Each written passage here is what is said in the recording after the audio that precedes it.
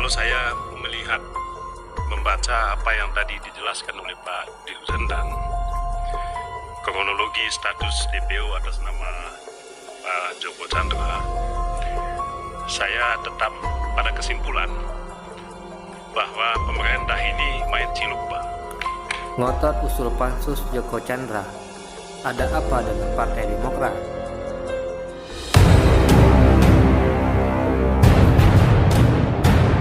Anggota Komisi 3 DPR RI dari fraksi Partai Demokrat, Benika Harman, dalam rapat Komisi 3 DPR dengan Dirjen Imigrasi Kemenkumham, Johnny Ginting, meminta kepada Presiden Jokowi untuk memberikan klarifikasi soal pertemuannya dengan adik Joko Chandra, yakni Sangkara Chandra, dalam acara jamuan makan malam di Port Moresby, Papua Nugini pada tahun 2015 lalu.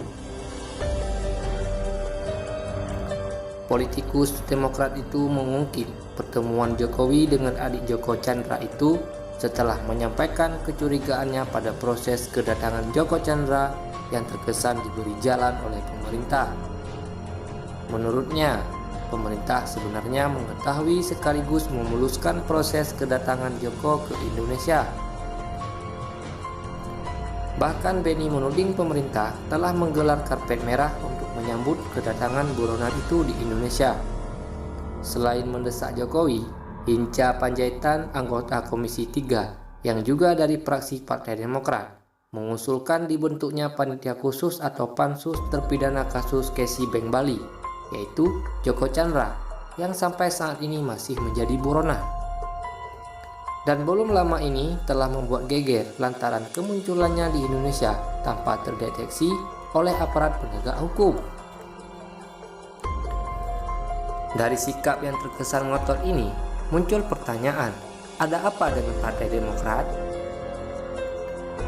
Di satu sisi, kita memang setuju dengan pendapat politikus partai berlogo Messi itu, bahwa lolosnya buronan terpidana kasus Casey Bank Bali tersebut merupakan tamparan dan sekaligus bukti kuat lemahnya aparat penegak hukum. Akan tetapi, di sisi lain, Partai Demokrat pun tidak sadar. Sebelum dieksekusi pada tahun 2009 lalu, Joko Chandra melarikan diri ke luar negeri, yaitu ke Papua Nugini. Pertanyaannya, saat Joko Chandra melarikan diri, siapa yang menjadi presiden di Indonesia? Jika memang saat itu Indonesia dipimpin oleh Presiden SBY, dan mengapa Joko Chandra dibiarkan melarikan diri? Lalu, kenapa selama berkuasa hingga 2014 tak pernah terdengar ada upaya untuk menangkapnya? Sementara ketika buronan itu setelah 12 tahun lamanya dibiarkan bersembunyi dan sekarang ini muncul kembali tanpa terdeteksi, orang-orang dari partainya SBY tersebut begitu lantang berteriak penuh semangat mempermasalahkannya. Bahkan jari telunjuk Benika Harman langsung menuding Presiden Jokowi memiliki peran dalam lolosnya buronan tersebut.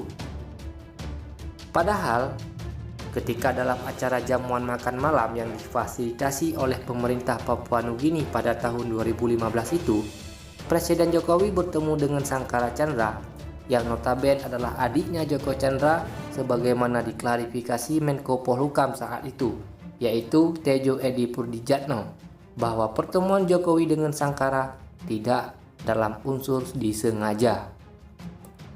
Menelaah kembali sikap Partai Demokrat yang begitu ngotot mengusulkan dibentuknya pansus Joko Chandra dan sedemikian lugasnya menyerang pemerintah, dalam hal ini Presiden Jokowi, masyarakat pun semakin paham kemana arah tujuan Partai Demokrat yang sesungguhnya.